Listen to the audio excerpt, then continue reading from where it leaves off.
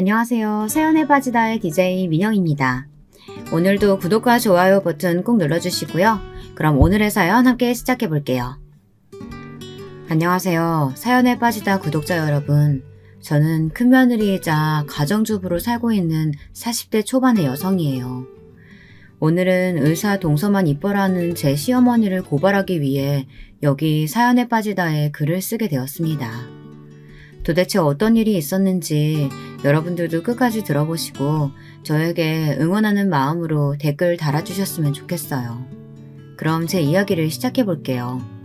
혹시 제가 글을 두서없게 쓰더라도 너그럽게 양해해 주셨으면 좋겠습니다. 저는 어렸을 때 대구 옆에 붙어있는 경산이라는 시골에서 자랐습니다. 아버지는 남의 집 소작농사를 지으셨고요. 가족관계는 아버지, 어머니와 3살 위의 오빠, 저 이렇게 4명입니다. 저희 아버지는 제가 태어나고 3달이 채 안 되어 집을 나가고 말았습니다. 동네에 살던 어린 여자와 눈이 맞아 제가 태어나기 전부터 바람을 피우셨다는데요. 제가 태어난 후 어머니를 버리고 그 어린 여자와 살림을 차려 집을 나가셨다고 합니다. 처음부터 어머니는 이 동네에서 바람둥이로 소문난 아버지와 하룻밤에 실수를 하셨다고 해요. 그 후로 오빠를 임신하시고 시부모님의 압력에 떠밀리듯이 결혼을 하셨다고 합니다. 처음부터 잘된 결혼이 아니었으니 저희 어머니가 행복했을 리가 없었겠죠. 집은 아버지가 나가셨는데 친할머니는 어머니에게 아버지가 집을 나간 건 어머니 탓이라며 어머니를 심하게 구박하시기 시작했습니다. 야 이년아, 네가 네 남편한테 잘해줬어 봐. 걔가 바람 피겠어? 그리고 집에 있으면서도 화장하고 예쁘게 하고 있어야지. 그래야 남자가 딴 년한테 눈을 돌리지를 않아요. 아이고, 저 병신 같은 년 때문에 우리 아들이 집을 나간 게야. 너희냐? 어디 도망갈 생각이랑 말고 네 남편 집에 돌아올 때까지 애들이랑 잘 키워. 에휴, 이 썩을 년. 어머니, 왜 그게 제 탓이에요? 제발 말 좀 함부로 하지 마세요. 저도 피해자라고요. 애 아빠가 결혼한 후 저한테 함부로 막말하고 때린 건 아세요?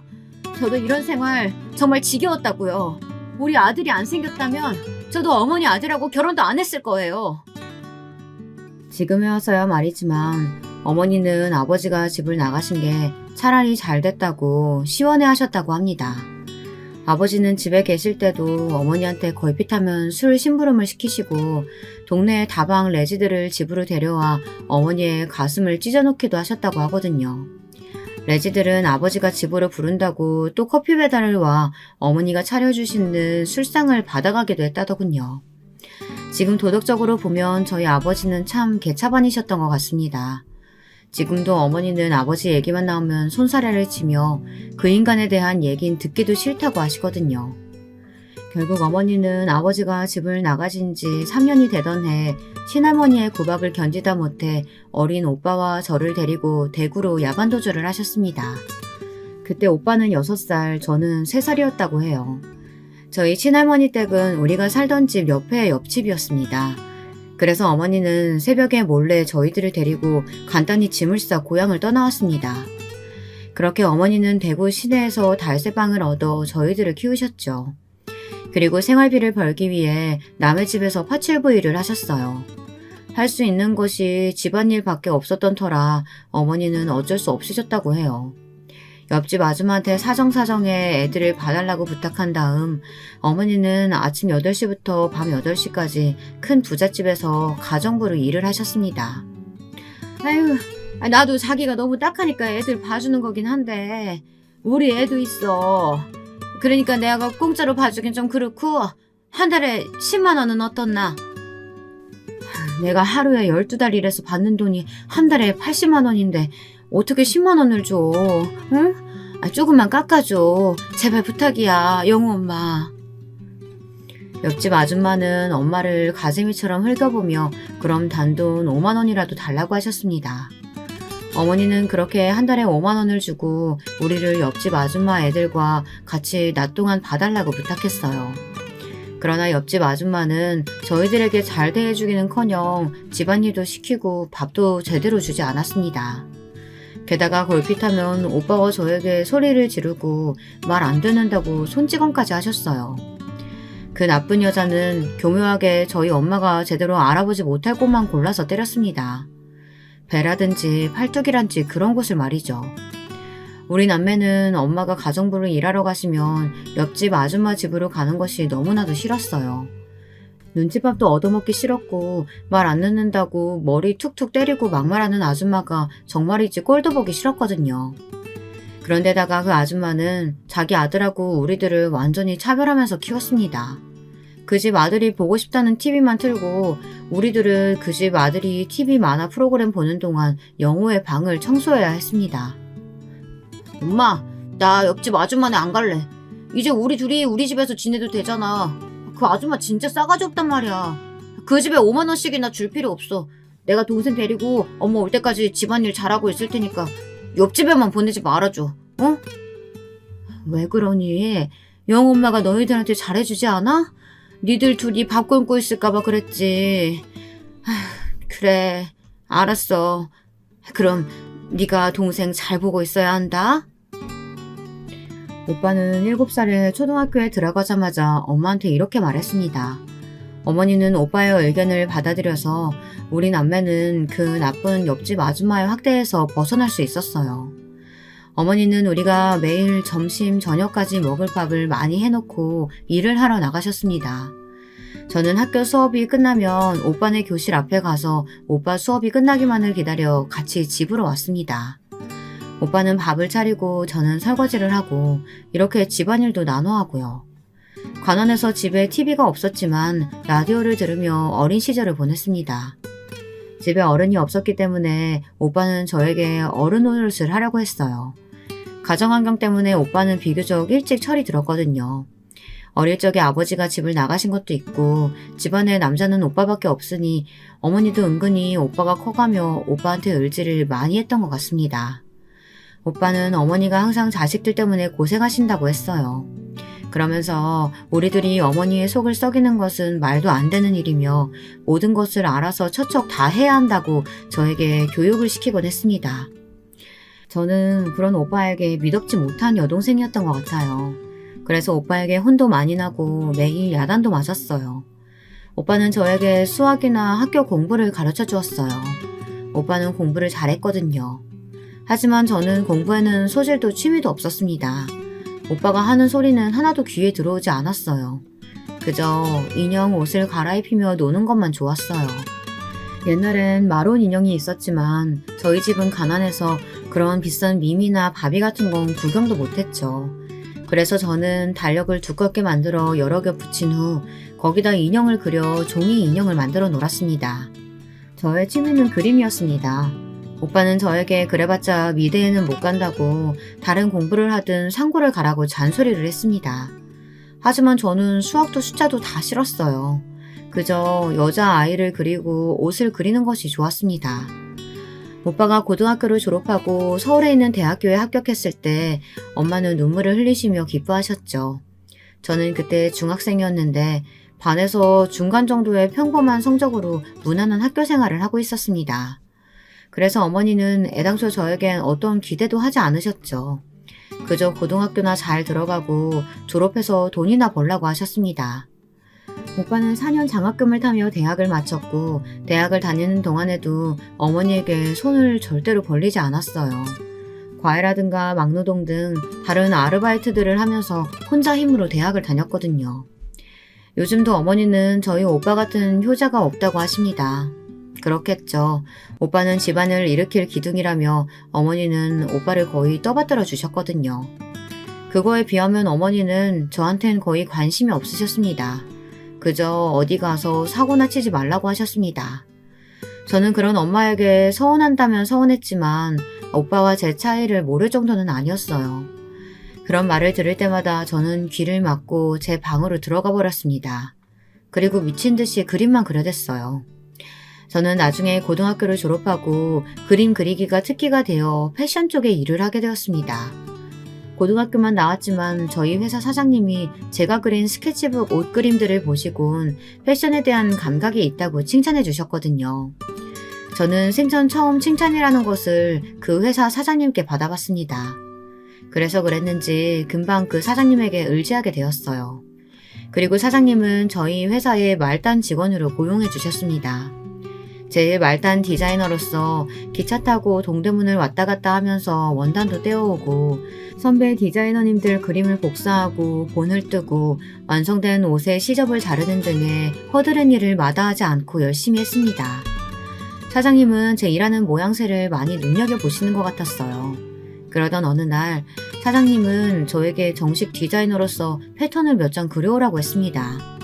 저는 그날 정말 그 말을 듣는데 눈물이 나도록 기뻤어요.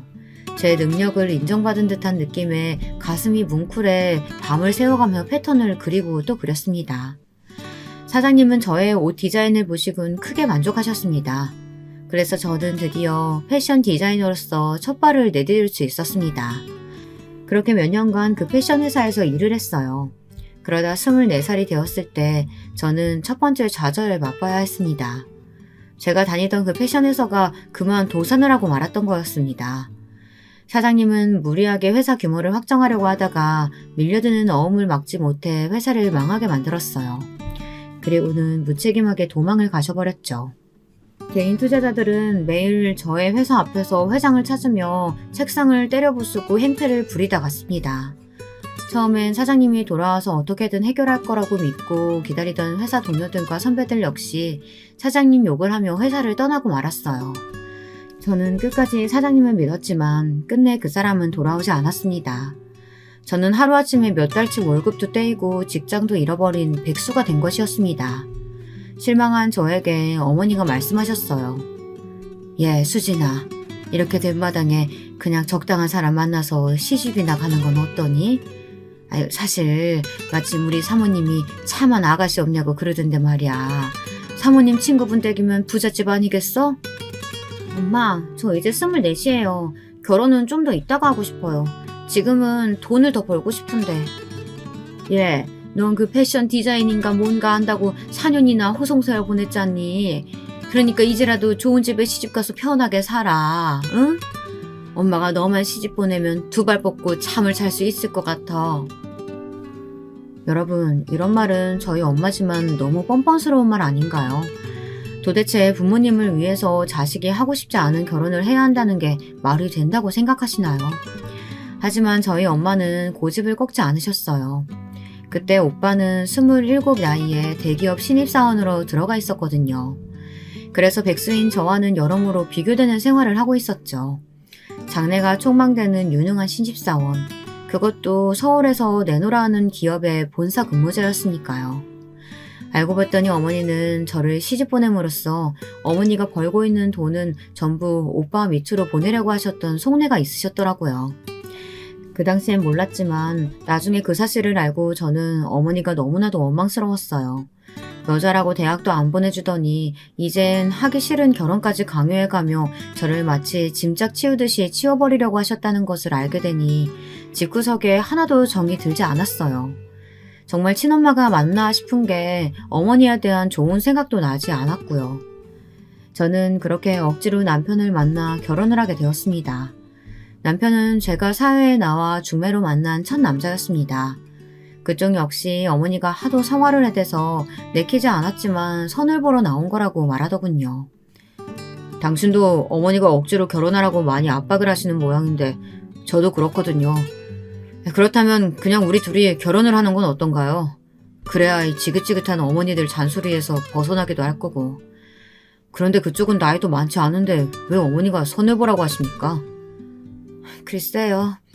저도 우리 엄마한테 왜 저를 이렇게 못살게 거는지 물어보고 싶을 정도예요. 좋아요. 저도 이 결혼으로 지긋지긋한 엄마 잔소리를 더 이상 듣지 않게 된다면 당신이랑 결혼해도 좋다고 생각해요. 어차피 더 이상 손도 보고 싶지 않고요. 그럼 결혼해요. 남편이 저를 데리고 시댁에 가서 결혼하겠다고 인사를 드리던 날이었습니다. 저희 시어머니는 정말 얘가 좋으냐면서 저를 옆눈으로 흘겨보셨어요.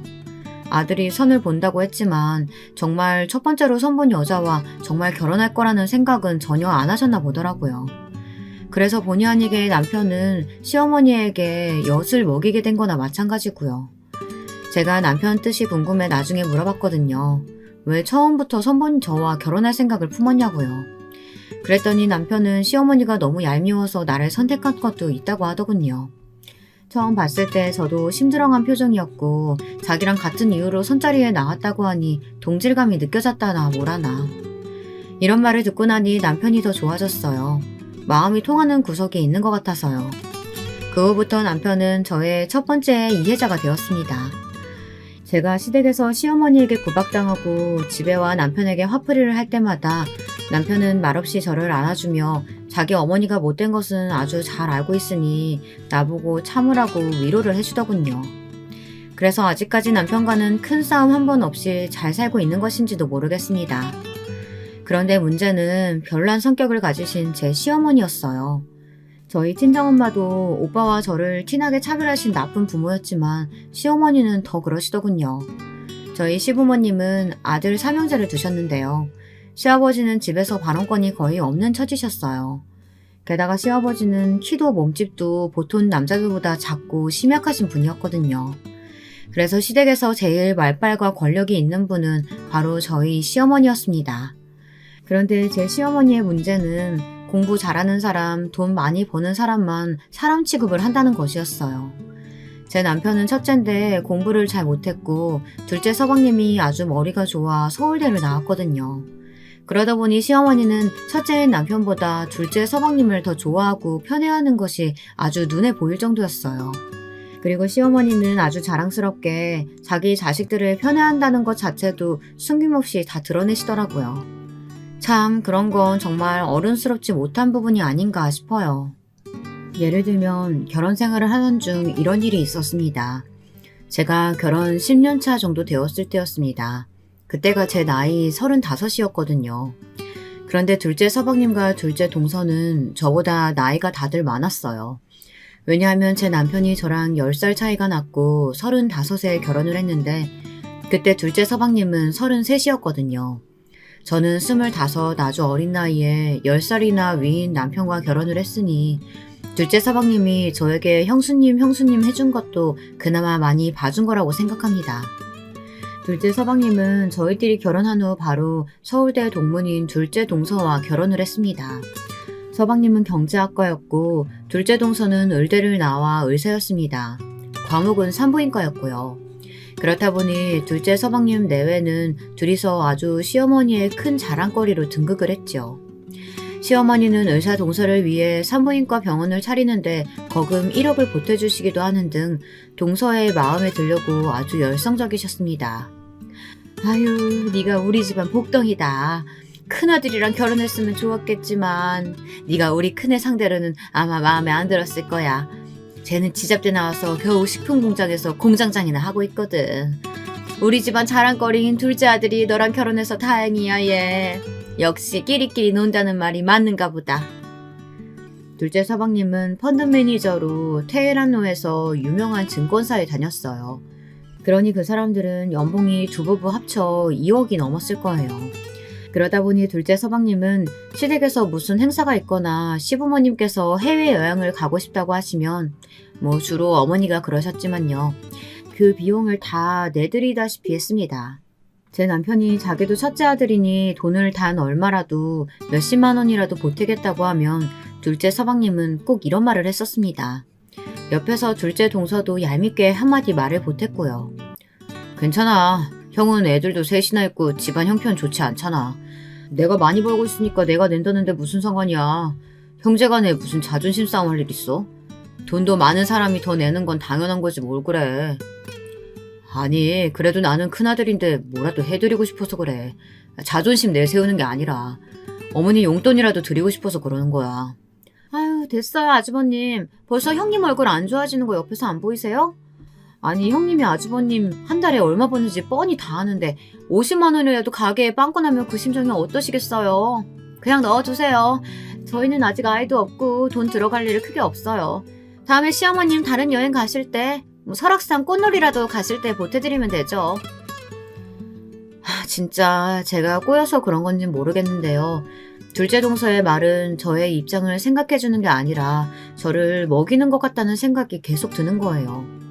저런 말을 그냥 낮은 목소리로 하면 모르겠는데 동서는 꼭 누가 옆에서 들으라는 듯이 크게 이야기하고는 했거든요.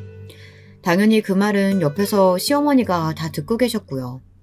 그러면 저희 시어머니는 역시 둘째는 의사니까 인성도 바른가 보다. 이렇게 말하시며 나중엔 꼭 저에게 둘째 동서에게 좀 보고 배워라 라고 잔소리를 한 바가지 하시고 나서야 그 상황이 끝나곤 했습니다. 그러니 제가 둘째 동서를 좋게 볼래야 볼 수가 없었죠. 둘째 서방님은 뭐 말할 것도 없었고요. 제 남편도 둘째 서방님에 대한 자격지심을 느끼고 있는 것이 눈에 보였습니다. 마지막으로 저희 막내 도련님은 지금 딱 40인데 서울에 있는 대학을 나와 평범한 회사에 다니고 있어요. 막내 도련님은 비혼주의를 외치고 있는 사람이에요. 그래서 막내 아들은 시어머니의 구박덩어리가 되었죠. 저희 시어머니는 아들이 사지도 멀쩡한데 결혼을 안 하겠다고 하니 기가 막히셨나 봅니다. 막내 도련님 얼굴만 보면 꿀밤을 퍽퍽 때리시며 그렇게 잔소리를 심하게 하셨습니다. 아이고, 내가 너 때문에 못 산다, 못 살아. 이 나이 되도록 뭐 때문에 결혼을 안 해. 아, 그니 친구 누구야? 정민인가 걔는 벌써 초등학교 들어간 아들이 둘이라고 하더라. 그런 말 들으면 뭐가 생각이란 게 안 들어? 너는 어디 고장난 것도 없는 애가 왜 결혼을 안 한다고 해서 이 애미 속을 썩이고 난리야. 다 필요 없고 내년엔 얼른 장가나 가라. 엄마, 저 비혼주의라고요. 비혼 뜻 몰라요? 난 결혼이 싫다고. 내 인생에 여자도 없고 결혼은 더더욱 안 할 거니까 쓸데없는 희망은 애저녁에 싹을 자르라고요. 이럴 거면 나 진짜 집 나가요. 독립을 하든지 해야지 내가 진짜. 그래, 나가. 집 나가버려. 40된 놈이 어디 엄마 집에서 기생충같이 붙어 산다고 난리야. 그만치 나이 먹었으면 따로 집 얻어가지고 나가서 살아도 돼. 난 너만 없으면 아주 살만 날 것 같으니까. 아휴, 이제 그만 나가라. 이렇게 시어머니와 막내 도련님의 말싸움은 서로 상처만 주고 끝나곤 했습니다. 그 이후 정말 막내 도련님은 회사 근처에 원룸을 얻어 살게 되었어요. 혼자 밥 해먹고 집안일 해야 하는 번거로움이 있긴 하지만 무지막지한 시어머니의 잔소리와 구박을 안 듣는 것만 해도 속이 다 시원하다고 막내 도련님은 말하더라고요. 저도 그 마음에 격하게 동의하고요. 우리 시댁에서 막내 도련님과 저만 시어머니의 마음에 안 드는 인간이었으니까요. 막내 도련님이 그렇게 어머니와 연을 끊다시피 집을 나가자 시어머니의 잔소리 폭탄은 고스란히 제가 맞아야 했습니다. 제 시어머니는 아주 작은 꽃들이라도 있으면 정말 집요할 정도로 저에게 막말을 하시는 분이었습니다. 저는 되도록 시어머니와 마주치지 않는 상황을 선택했는데요. 그러면 저희 시어머니는 저에게 전화까지 해서 본인이 하고 싶으신 말만 하고 황당하게 끊어버리는 수법을 자주 썼습니다. 저는 할 수만 있다면 시어머니와 인연을 끊어버리고 싶었지만 제가 그 시댁에서 큰 며느리라는 위치에 있으니 그럴 수도 없었어요. 제가 없으면 시어머니는 제사 준비도 안 하시고 꼭 제가 오기만 기다리고 있다 제가 오자마자 이것저것 시키시기만 하는 분이었으니까요. 그런데 더 어이가 없는 건 뭔지 여러분들 아시겠나요? 그건 제사 지내는 날에 의사인 둘째 동사가 오면 시어머니가 반색을 하며 이렇게 말씀하시는 거였어요. 아이고, 우리 둘째 왔구나? 예, 너는 전혀 일할 필요 없어. 얼마나 병원에서 힘들게 일했는데 시댁에 와가지고 일까지 하려고 그러니? 넌 그냥 차려주는 밥이나 먹고 TV나 보다 가렴. 이 CM이랑 큰 며느리가 같이 하면 돼. 그러면 둘째 동서는 얄밉게도 이렇게 말하는 것이었습니다. 아니에요, 어머님. 저도 며느리고 제가 나이는 더 많지만 형님을 형님 대우해주려면 저도 일을 해야죠. 안 그러면 나중에 집에 가서 형님이 얼마나 제 뒷담화를 하시겠어요. 안 그래요, 형님? 아니야. 내가 왜 동서 뒷담화를 해. 그건 오해야. 내가 혼자 할 수 있으니까 동서는 어머님이랑 소파에 앉아서 TV나 봐. 어머님 말 맞다나 내가 큰 며느리니까 내가 해야지. 그 당시 저는 착한 며느리 컴플렉스 같은 것에 걸려 있었는지도 모르겠습니다. 그저 자리가 사람을 만든다고 제가 큰 며느리고 동서에게 제 성질대로 말했다간 당장 시어머니가 경을 치실 게 뻔하니까요. 안 그래도 제가 뭔가 실수하기만을 바라고 계시는 시어머니인데요. 그 실수를 두고두고 씹을거리로 만드시는 시어머니에게 저는 더 이상 시달리고 싶지 않았어요. 그래서 이를 악물고 저에게 주어진 일들을 묵묵히 해내는지도 모르겠어요. 하지만 정말 사소한 일에서 제 인내심은 한계가 오고 말았습니다. 그 사건은 하필이면 추석 명절에 일어난 일이었습니다. 저희 시댁에는 추석에 차례를 지낼 때 돌아가신 할아버지께서 대게를 좋아하셔서 그런지 그것도 같이 제사상에 올리곤 했습니다. 대게를 마트에서 삶아와서 깨끗하게 먹기 편하게 다듬는 일은 당연히 모두 제가 했죠. 동서는 한번 시어머니께서 자기 편을 들어준 다음부터는 당연하다는 듯이 시댁 제사 때 늦게 와 가만히 앉아만 있었거든요. 그날도 제 남편과 함께 이마트에 가서 대게를 사왔습니다. 남편은 제삿날만 되면 저한테 미안해했어요. 하지만 저는 남편에게 괜찮다고 말했습니다. 어차피 남편이랑 헤어지지 않을 바엔 명절이랑 1년에 2번 있는 남편의 할아버지 할머님 제사에만 참으면 되었으니까 말이죠. 못된 사람은 시어머니지 남편은 아니었거든요. 남편은 한없이 저에게 너그럽고 잘해주는 사랑하는 남편이었으니까요.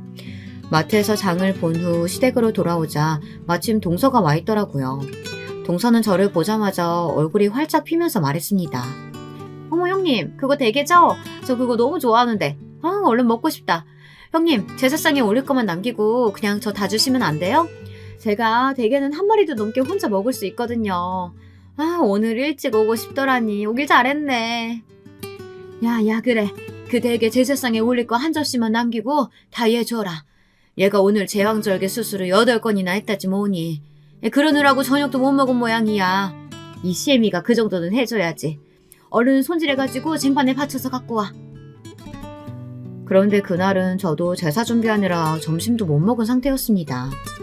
저는 아침부터 시댁에 불려와서 좀처럼 일만 했는데 동서라는 년은 시어머니랑 수다 떨며 하하호호 웃다 지금 오는 저한테 대게를 손질해달라고 아무렇지 않게 명령하는 것을 들으니 정말 배알이 꼴리더라고요.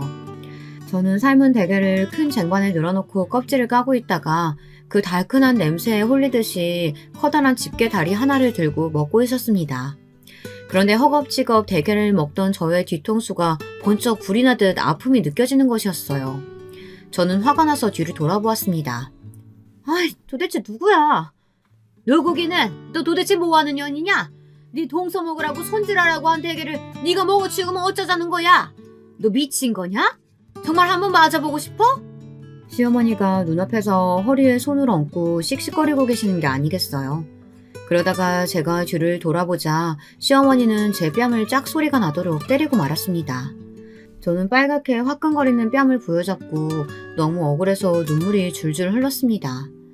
그리고 저는 악에 받쳐 시어머니에게 소리를 질렀습니다. 어머니, 왜 때려요? 제가 그까짓 대게 다리 하나쯤 먹었다고 어머니가 저한테 그럴 권리가 어디 있어요? 저는 이 집안 큰며느리인데 제가 대게 하나도 못 먹어요? 도대체 어머니 머릿속에 뭐가 들어 계신 거예요? 뭐야? 보자 하니까 인연이 정신이 나갔구나. 어디 시어머니가 말씀하시는데 꼬박꼬박 말대꾸하고 지랄이야. 네 아랫동서 보는 앞에서 홀딱 벗겨가지고 문 밖에 내쫓아버리기 전에 그 입 다물지 못하니? 입은 다물고 얌전히 대게 손질이나 해. 또 한 번 훔쳐먹었다가는 뼈도 못 추릴 줄 알아. 시어머니가 집안이 떠나가라 소리를 지르니 놀라서 남편과 시동생이 달려왔습니다. 동서도 무슨 좋은 구경이 난 것처럼 한쪽 입꼬리를 올려물고 비웃듯이 어머니 앞에서 저를 비꼬았습니다. 어머 형님, 그러니까 도둑년처럼 왜 몰래 먹어요? 형님이 그러니까 우리 어머님이 형님을 미워하시는 거라고요. 아우, 천박한 건 어디서든 티가 난다니까. 동서는 거의 말을 끝맺지 못하고 그 자리에서 쓰러졌습니다. 남편이 둘째 동서의 뺨따구를 시원하게 날려버린 것이었습니다. 남편은 그 자리에서 쓰러져 있던 동서의 멱살을 잡아올리며 소리쳤어요. 뭐? 니년이 간이 배 밖으로 튀어나왔지? 어디서 큰형님한테 그딴 싸가지 없는 소리 짓거려? 미친년은 너야. 그리고 어머니, 이 사람이 뭘 잘못했다고 이 사람 뺨을 때려요? 어머니가 그렇게 둘째 며느리만 감싸고 도니까 인연이 미쳐가지고 이렇게 날뛰는 거잖아요. 이게 이치에 맞는 일이에요? 저 이제 본가에 다시는 안 와요. 아시겠어요? 여보, 가자. 저는 어안이 벙벙해서 남편의 손에 끌려나가듯이 시댁에서 도망쳤습니다. 남편은 차에 시동을 걸자마자 뒤도 안 돌아보고 집으로 돌아와서는 분노와 수치심으로 부들부들 떠는 저를 꼭 안아주었습니다. 그리고 울면서 저에게 시어머니 대신 사과를 했습니다. 미안하다고. 자기 어머니가 이제껏 했던 행동과 말들에 대해 잊을 수는 없겠지만 자기를 봐서 용서해 달라고요. 그리고 앞으로는 자기가 시어머니에게 더 적극적으로 저를 괴롭히지 못하도록 말을 해주겠다고 하더군요. 저는 미안해하는 그 사람에게 한마디 말하지 못하고 그저 남편의 품에서 엉엉 소리내어 울기만 했습니다. 그동안 서러웠던 것들이 한꺼번에 파도처럼 밀려와서 도저히 참을 수가 없었어요. 아이들은 셋 다 쪼르르 달려나오더니 아버지가 어머니 때린 거냐며 남편에게 화를 냈고 저는 그런 거 아니니 걱정하지 말라고 아이들을 안심시켰어요. 그랬더니 첫째 아들이 미간을 찌푸리며 말했습니다. 그럼 할머니가 어머니 괴롭히신 거 아니에요? 아버지, 제발 엄마 데리고 그 지옥 같은 친할머니 집에서 나와요. 그리고 우리 엄마는 친할머니랑 안 만나야 행복할 것 같다니까요. 아버지는 어떻게 그런 걸 하나도 몰라요? 맞아요. 그리고 제가 할머니가 싫어서 할머니 댁에 안 가는 거예요. 저는 형이 장손이라고 형만 좋아하는 할머니가 너무 싫어요. 맞아. 형도 느꼈어? 우리 친할머니는 정말 인간 차별주의자야. 나도 앞으로 친할머니 집에 절대로 안 가. 셋째는 그때 초등학생이었는데요. 그 아이조차 제가 시댁에서 부당한 대우를 받고 있다는 것을 느낄 수 있을 정도였으니 우리 시어머니가 얼마나 못된 행동을 일삼았는지 여러분도 짐작이 가실 거라고 생각합니다. 어쨌든 그 후로 저는 시어머니가 걸어오는 전화를 모른 척하고 받지 않았어요. 그랬더니 시어머니는 다음날 남편이 출근하고 없는 틈을 타 저희 집에 쫓아와 시끄럽게 마구 현관문을 두드려댔습니다. 야, 이 싸가지 없는 년아! 이 문 열지 못해? 얼른 열어! 아니면 열쇠 수리공 불러가지고 따고 들어간다? 싫어요. 오늘은 그냥 가세요. 저 어머니가 저 때린 거 경찰에 신고할까 생각 중이니까 당분간 우리 집에 오지 마세요. 뭐야? 뭐 웃긴 놈이 성낸 나더니 네가 뭘 잘한 게 있다고 나를 경찰에 신고해? 그래, 해봐! 신고해보란 말이야! 이 나쁜 년아! 시어머니가 현관 밖에서 난동 부리는 소리에 옆집 사람이 나와 시어머니에게 짜증을 내며 왜 그러시냐고 소리 지르지 말라고 항의를 했습니다. 저는 하는 수 없이 동네에 더 창피해지기 전에 시어머니에게 문을 열어주었어요. 시어머니는 저희 집에 들어오자마자 제 머리채를 잡아채셨어요. 저는 눈물이 찔끔 나오면서 어이가 없어서 시어머니에게 끌려가지 않기 위해 안간힘을 다 썼습니다. 그러나 제 시어머니는 덩치도 좀 큰 편이시고 아기 힘이 아주 좋으셨거든요. 제 머리는 동그랗게 원형 탈모처럼 머리카락이 빠지고 말았습니다.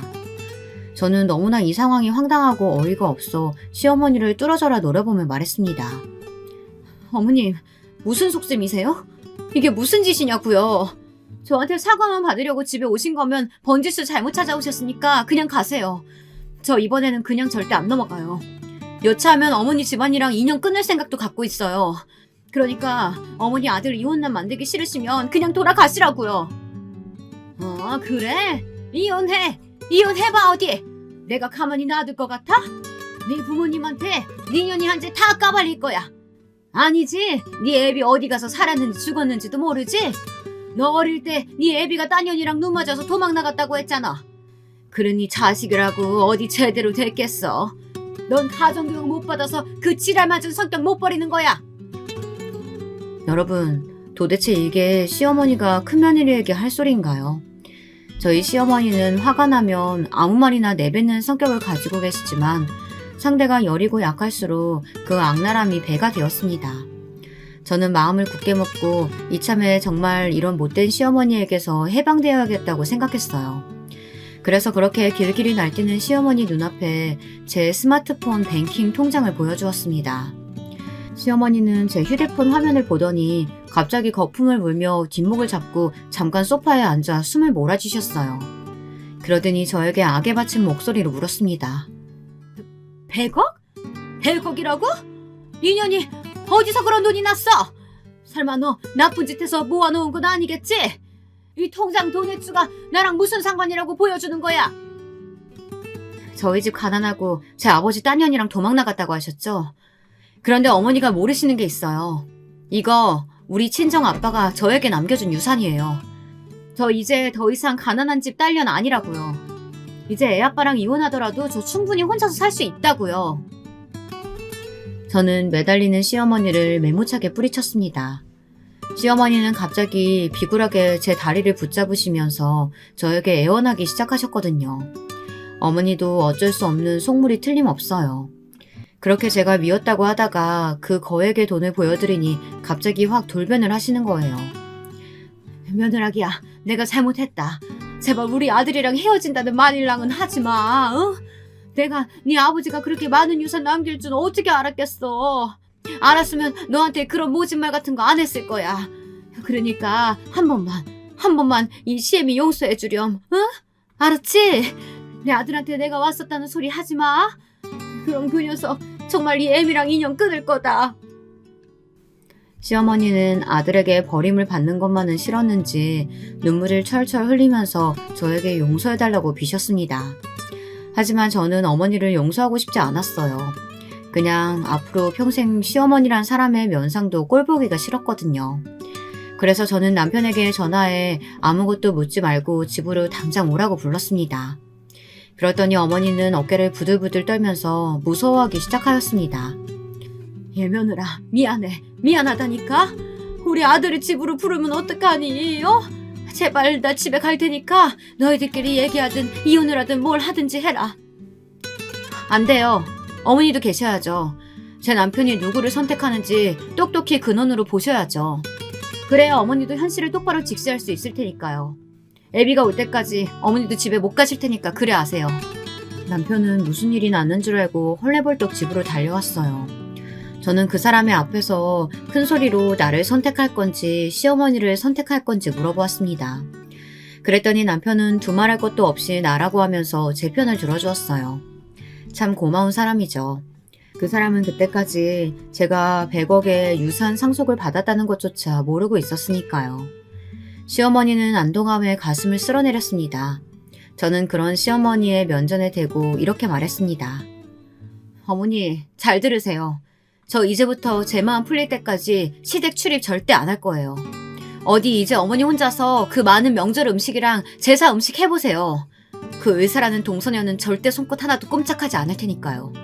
그녀는 싹수가 글렀어요. 그리고 저요. 남편이 저를 선택했으니까 이혼은 하지 않을 거예요. 하지만 저 몰래 남편이 어머니랑 연락을 했다던가 시댁 일에 관여하고 어머니께 용돈 드리는 일이 생기면 이 사람 저 버릴 수도 있어요. 그렇게 아세요. 다 들었으면 이제 이 집에서 나가세요. 그래요 어머니. 오늘 제 아내가 너무 흥분해 있네요. 얼른 집에 가서 기다리세요. 이 사람이 화가 좀 풀리면 그때 전화하고 찾아뵐게요. 시어머니는 저에게도 남편에게도 아무 말도 하지 못한 채 펑펑 울면서 집으로 가셨습니다. 남편은 저를 앉혀놓고 좀 전에 무슨 일이 일어났는지 자초지종을 이야기해보라고 부드럽게 말했어요. 저는 남편의 목소리에 안심이 되었는지 얼른 이야기를 꺼내놓지 못하고 그저 꺼이꺼이 울고만 있었습니다. 그러다가 좀 진정이 되자 저는 남편에게 놀라운 이야기를 하기 시작했습니다. 그 이야기는 추석 전달 여름에 일어난 일이었어요. 갑자기 저희 친정엄마가 저에게 전화를 걸어왔어요. 아버지를 찾았다고 말이에요. 그런데 고생고생해서 찾아낸 아버지는 싸늘한 주검이 되어 계셨어요.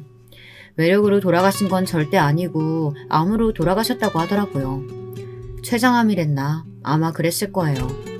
아버지의 장례식장에서 만난 아버지의 후처는 이 동네에서 같이 도망나간 어린 여자가 아니었습니다.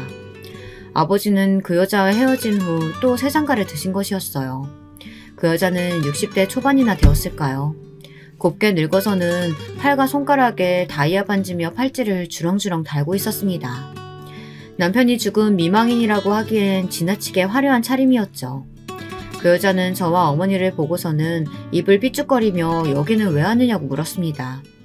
저는 어머니를 대신해서 그 여자에게 싸울 것처럼 무섭게 말했어요. 당신이 우리 아버지 뺏어가서 같이 살았으면 최소한 100년애로 하기라도 해야지. 왜 벌써 돌아가시게 만들어? 우리 아버지 이제 70 조금 넘은 나이야. 그런데 이렇게 죽게 만들고 뭐? 잘난 척하지 마. 우리 그이 딸인가 보지? 행색을 보아하니 어렵게 살고 있나 봐. 우리 남편이 평생 너랑 아들 이야기만 했어.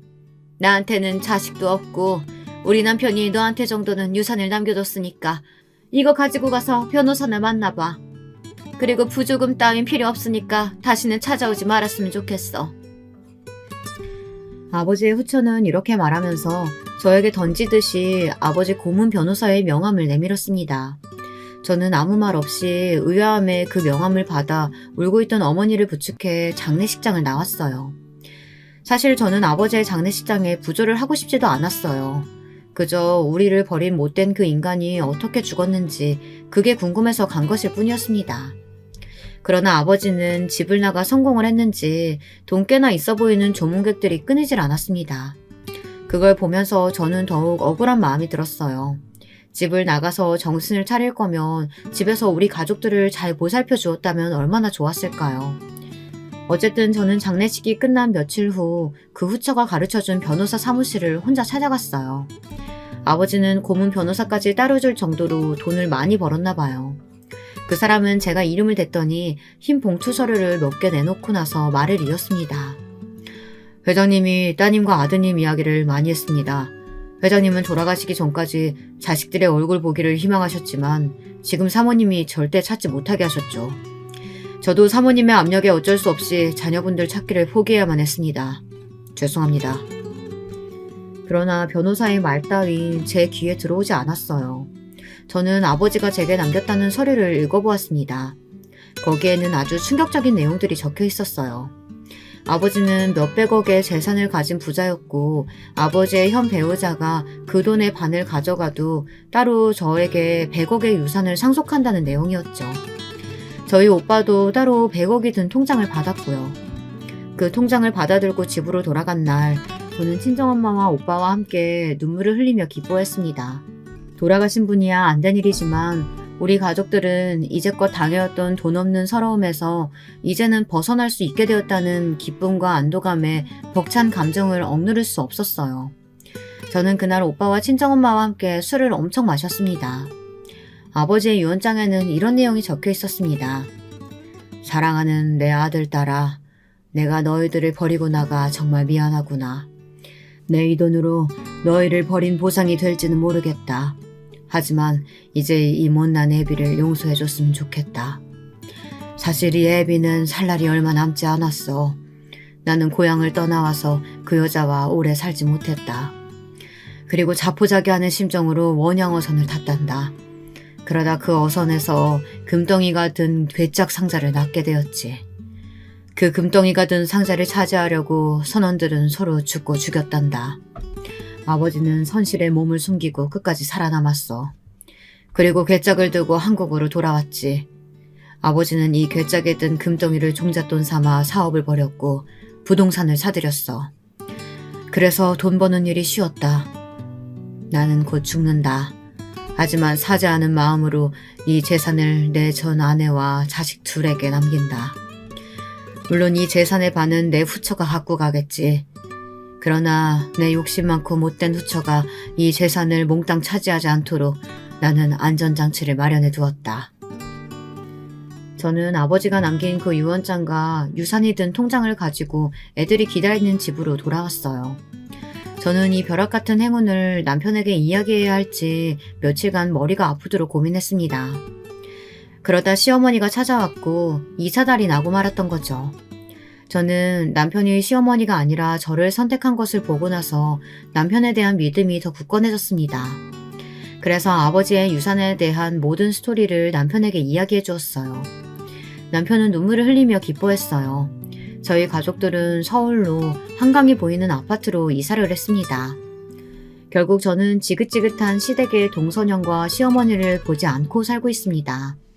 지금까지 남편과 제 아이들과 우리 5 식구만 오순도순 살아오고 있어요. 홧김에 시어머니 때문에 남편과 생이별을 할 뻔하기도 했지만 다행히 제 남편은 자기 어머니가 잘못된 행동을 했음을 이해했고 저의 편에 서서 모든 상황을 정리해 주었어요. 가정의 평화는 아내의 행복에 있다는 걸 남편은 너무나 잘 알고 있었거든요. 나도 우리 어머니가 별난 사람인 줄 아니까 당신이 어머니에게 마음이 풀리면 그때 어머니께 전화해봐. 나는 아무 말도 하지 않을게. 그리고 당신 이제 시댁 행사 같은 거 참석하지 않아도 돼. 나도 내 동생 놈의 마누라한테 저번 명절 이후 완전 정 떨어졌고 꼴도 보기 싫으니까. 우리 스트레스 받지 말고 하고 싶은 것만 하고 살자. 응? 나 이해해줘서 고마워요, 여보. 내 평생 정말 원수 같은 아버지 덕에 이렇게 부자가 될 줄은 누가 알았겠어요. 당신도 이제 정년 퇴직하고 우리 해외로 여행이나 다니면서 즐겁게 살자, 여보. 여러분, 전화위복이란 말이 있죠. 인생에서 계속 나쁜 일만 일어나지 않고 반대로 계속 좋은 일만 있을 수도 없죠. 어릴 적부터 고생하며 아버지 없는 서름에 몸부림치고 살아온 세월이지만 이제는 아닙니다. 저의 인생에도 마침내 따스한 볕이 들어왔고 이제부터는 제가 하고 싶은 일만 하고 살 겁니다. 즐겁고 행복하게만 살아도 짧은 인생에 왜 아등바등 머리 아프게 살려고 했는지, 못된 시어머니를 떨치지 못했었던 저의 어리석음에 지금은 피식 웃음만 나오네요. 여러분, 제 이야기는 여기서 마치겠습니다. 제 이야기 어떠셨나요? 허망한 이야기라고 웃으실 수도 있겠고 그래도 저를 응원해 주실 분들도 계시기도 하겠죠. 어느 쪽이든 저는 상관없습니다. 어차피 인생은 한 가지 방향이 아니라고 생각하니까요. 저의 두서없는 긴 글을 읽어주셔서 감사합니다. 쌀쌀한 날씨에 감기 조심하시고 여러분들의 가정에도 행복이 깃드시길 바랍니다. 여러분, 두 번째 사연 시작하기 전에 좋아요와 구독 꼭 눌러주실 거죠? 그럼 두 번째 사연 바로 시작합니다. 이번 사연은 속이 시원해지기도 하면서 또 한편으로는 속이 답답한 듯 아려오는 이야기가 될 것 같아요. 애증이 느껴지는 이번 이야기도 저와 함께 해보시겠어요? 여러분 안녕하세요. 저는 평소에 사연에 빠지다를 꼬박꼬박 시청해왔던 50대의 중년 애독자입니다. 저는 요즘 표현에 따르자면 속도 위반을 통해서 결혼을 하게 되었던 사람입니다. 혼전 임신이라고도 하죠. 저의 남편을 처음 만났을 때 제 나이가 20살이었습니다. 경기도의 어느 여자 상업고등학교를 졸업한 이후 저는 직장을 잡아서 일을 하던 중이었습니다. 당시에 대학교 진학은 꿈도 안 꿔봤던 것 같아요. 저보다 5살 위에 친오빠가 대학을 갔었는데 중퇴를 했습니다. 저희 친정부모님 표현에 따르자면 이상한 친구들을 만나서 나쁜 사상에 물이 들었고 그렇게 비이상적인 것을 쫓느라 대학 생활은 뒷전이었다는 것입니다. 요즘의 대학과는 많이 달라서 그때는 대학 생활이라는 것이 통상적으로 고되지 않았던 것으로 압니다. 그럼에도 친오빠는 대학교의 불합리한 체계에 대해서 떠들기 시작하더니 끝내는 중퇴의 길을 걷게 되었죠. 저는 그때 19, 고등학교 3학년이었습니다. 그리고 친오빠는 대학교 중퇴 직후에 웬 여자를 저희 집에 데리고 와서 결혼할 상대라고 소개를 하였습니다. 기껏 보내놓은 대학을 내팽개치고 웬 시시껄렁한 것들하고만 어울려 다니더니 이제는 근본도 알 수 없는 여자를 달고 와서 결혼을 하겠다고 해? 네가 지금 제정신이야? 그 앞에서 친정아빠는 노발대발을 하셨었죠. 그 모습이 아직도 어제 일처럼 생생하네요. 빗대 세워가시면서 친오빠에게 화를 내시던 모습. 평생의 그때가 저는 처음 보는 것이었거든요.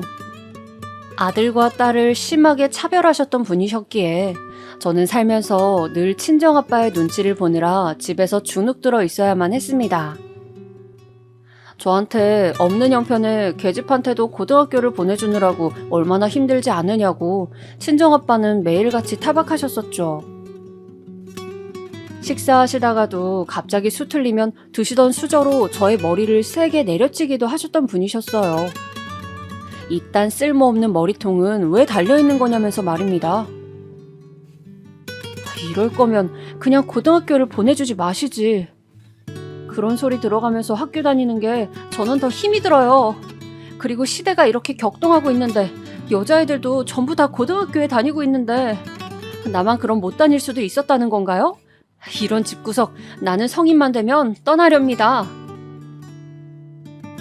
그렇기에 저는 속으로 울분을 삼키며 늘 이를 갈고 있었더랍니다.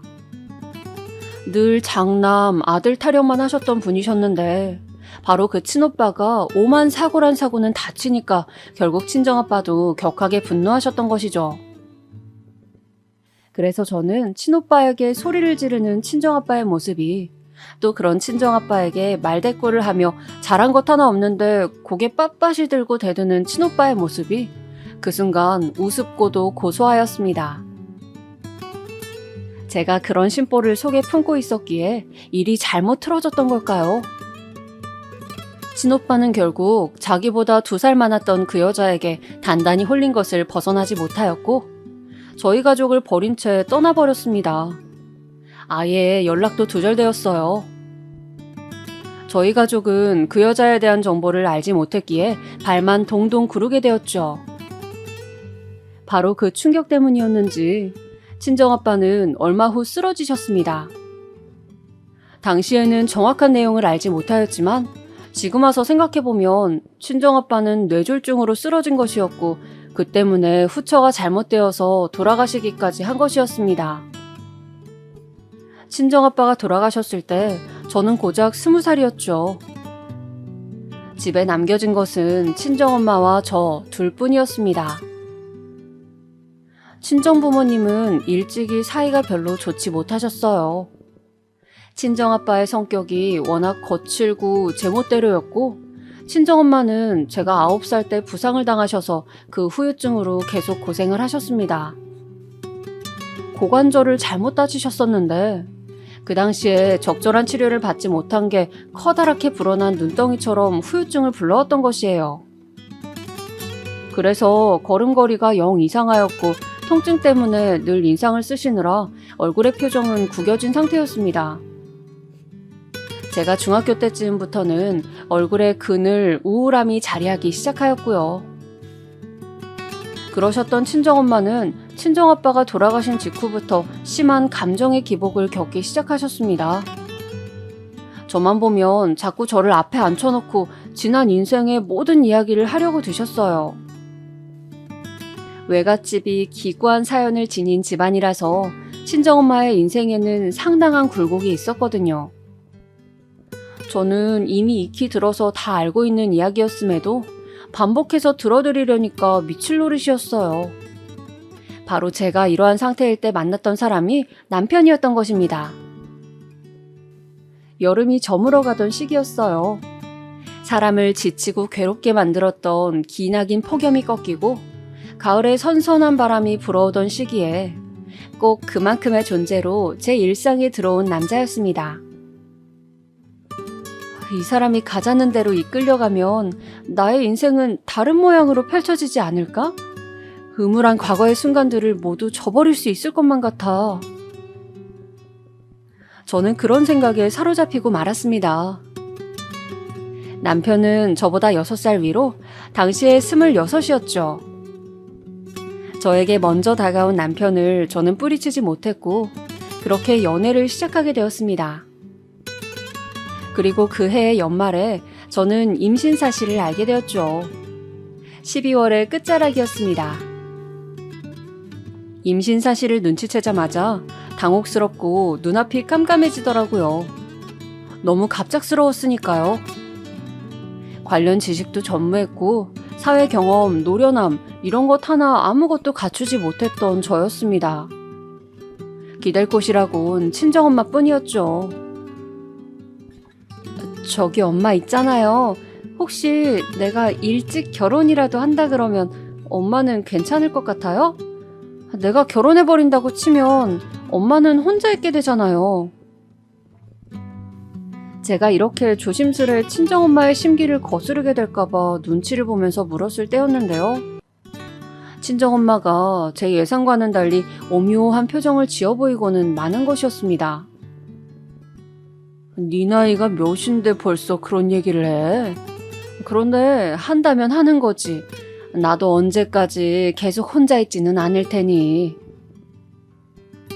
그렇게 중얼거리시는 반응에서 필시 친정엄마에게 만나는 상대가 있을 것이란 직감을 하였습니다. 그렇지 않고서야 예사로 저런 발언을 하실 분이 절대 결단코 아니었거든요. 친정엄마를 예의주시한 결과 동네의 슈퍼 아저씨와 아주 긴밀한 사이라는 것을 알 수 있었습니다. 그 아저씨는 아내가 바람나서 가출한 이후에 줄곧 혼자셨거든요.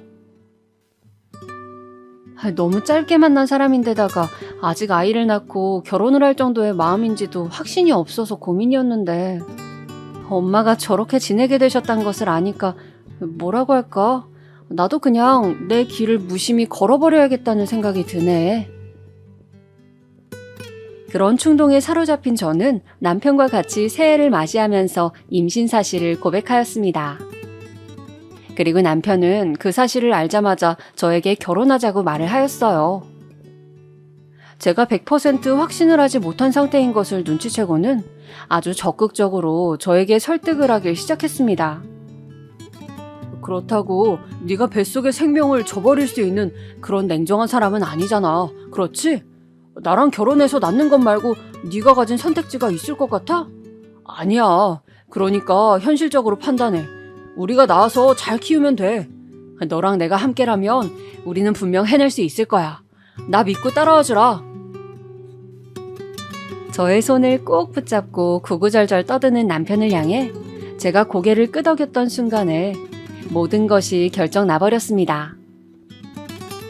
저는 그 다음에 바로 시부모님을 찾아뵙고 그때 처음 인사를 드리면서 결혼 허락을 받았습니다. 남편의 집안은 부유함과는 거리가 멀었습니다. 하지만 쪼들리면서 사느라 힘겹게 입을 뻐끔거리며 숨을 쉬어야 했던 친정의 집안과 비교를 하자면 훨씬 나은 편에 속하였습니다. 작게 살림 차려서 같이 살기 시작할 때부터 저는 남편의 진면목을 알 수 있었답니다. 짧은 연애 기간과 짧은 안목으로는 남편의 진짜 성격이나 성정 같은 것을 제가 파악할 수 없었던 거예요. 꽃다운 나이 21살이었고 저는 예기치 못한 임신과 결혼을 겪으며 점점 불러오는 배 때문에 너무너무 힘들고도 우울하였습니다. 바깥 풍경만 봐도 나는 이렇게 있는데 다른 사람들은 모두 자유롭고 즐겁게 사는구나 이 생각이 들어서 미칠 것 같았어요. 배가 불러오면서 원래 다니고 있던 직장도 그만둬야 했고요. 입덧과 사투를 벌여가며 저는 집안에서 남편만 오매불만 기다렸습니다. 저는 남편이 자기 사회생활보다는 그래도 임신한 어린 나이의 아내를 더 위할 줄로만 여겼어요. 당연히 그렇게 생각했건만 아니더라고요. 오빠, 또 술 마시고 들어온 거야?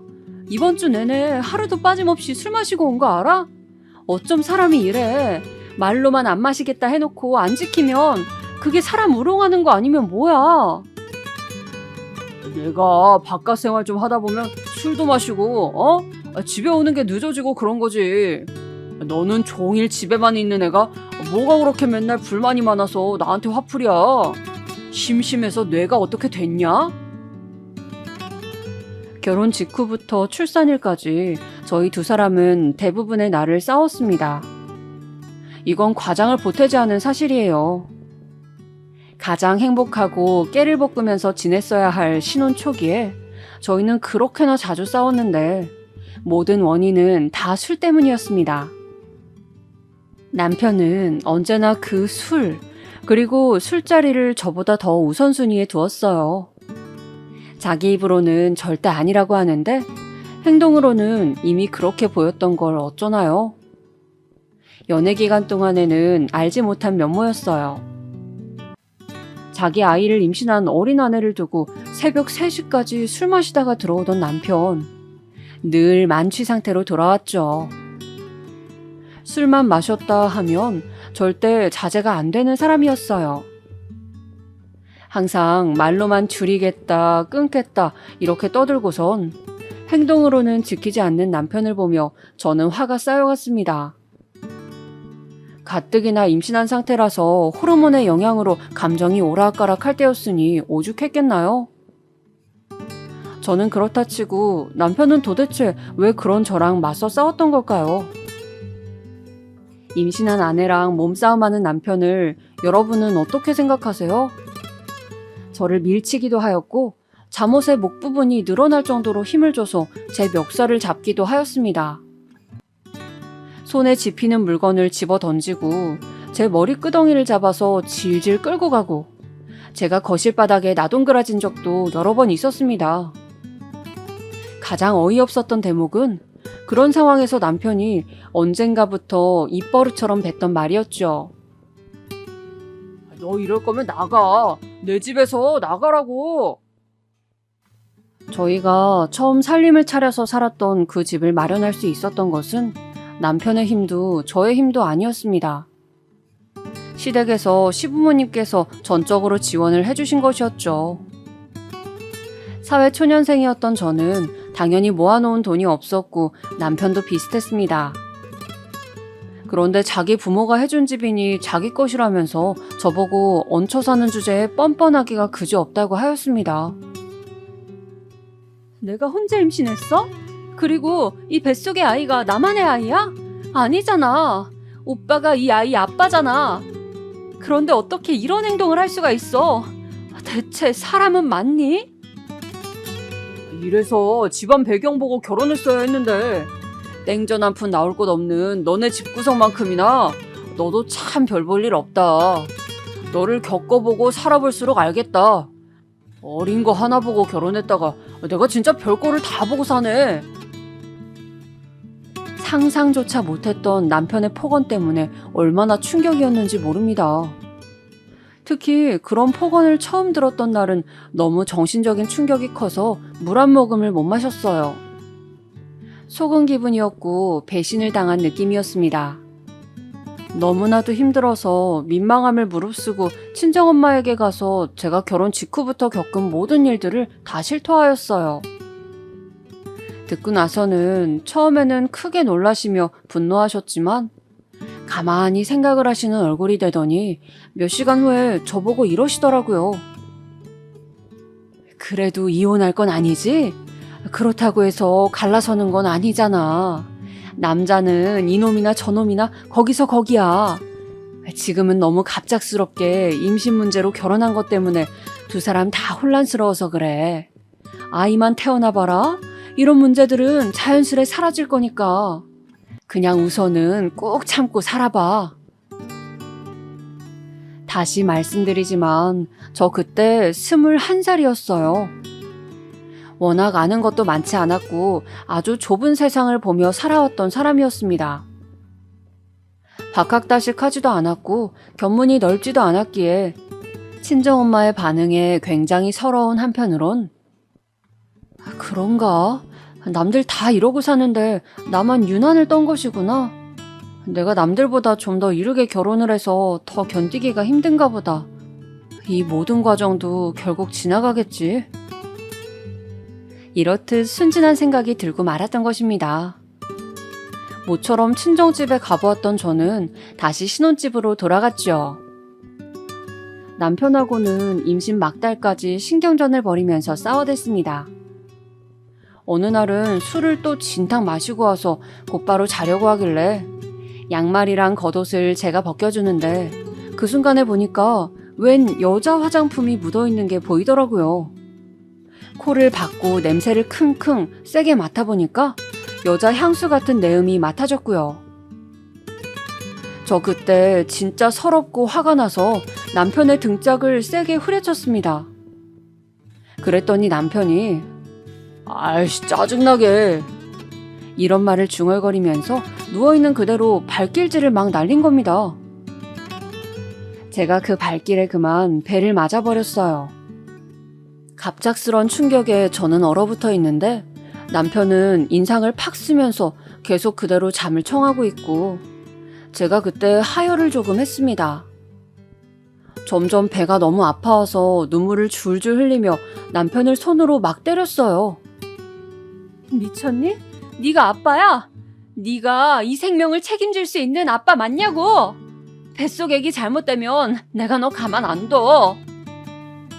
제가 악에 받쳐서 그렇게 외쳤을 때 실눈을 뜨던 남편이 던진 말이 가관이었습니다. 네가 나를 가만 안 두면 뭐 어쩔 건데? 배가 아프면 병원에 지금 가보든가. 유난이야 하여간. 잘못했다면서 빌어야 마땅할 상황이었는데 남편은 너무나도 태연자약했습니다. 제가 그 당시에 친한 지인들이 있었거나 조언을 구할 사람들이 있었다면 다른 선택을 내렸을 텐데 고립된 외딴섬이었던 저는 아무것도 할 수가 없었습니다. 남편은 저희 집안을 얕잡아보고 저에게 함부로 굴고 있었지만 당시에 저는 그런 판단도 제대로 하지 못했던 것이죠. 그때 제가 또 어리석은 생각을 하고 맙니다. 그래, 설마 우리 아기가 태어나고 나면 달라지겠지. 그래도 아빠가 되고 나면 건실하게 생활하는 모습으로 바뀌겠지. 내가 연애 시절에 봤던 그런 다정한 사람으로 다시 돌아올 거야. 설마 하니 자기 아이가 태어나도 지금처럼 똑같이 행동하지는 못하리라는 짐작이 들었습니다. 반신반의하는 마음으로 저는 그렇게 출산을 하였고 아들을 품에 안았습니다. 저희 아들이 태어난 이후에 그래도 100일이 되기까지는 술 문제를 안 일으켰어요. 하지만 그 시기가 지날 때쯤부터 스멀스멀 다시 술에 빠져 살기 시작하더군요. 드디어 철이 좀 든 줄 알았는데 사람은 변하지 않는 법이었구나. 내가 정말 바보 천치였구나. 그제서야 저는 깨닫게 된 것이었습니다. 자정 전까지는 무슨 일이 있더라도 귀가하겠다는 시간 약속은 물론이고 술을 만취상태까지 마시지 않겠다는 내용 또한 남편은 지키지 않았어요. 어느 날은 저희 아들이 고열을 앓았습니다. 육아지식이 전무했던 저는 그 밤에 혼자 발을 구르면서 전전긍긍하였죠. 친정집에 전화하니까 슈퍼 아저씨가 받았습니다. 친정 엄마랑 둘이서 맥주 한잔 하고 있는 중이라면서 말이죠. 급한 거 아니라면 저보고 끊으라고 그러더니 그쪽에서 먼저 일방적으로 끊었습니다. 그 다음으로는 시댁에 전화를 했어요.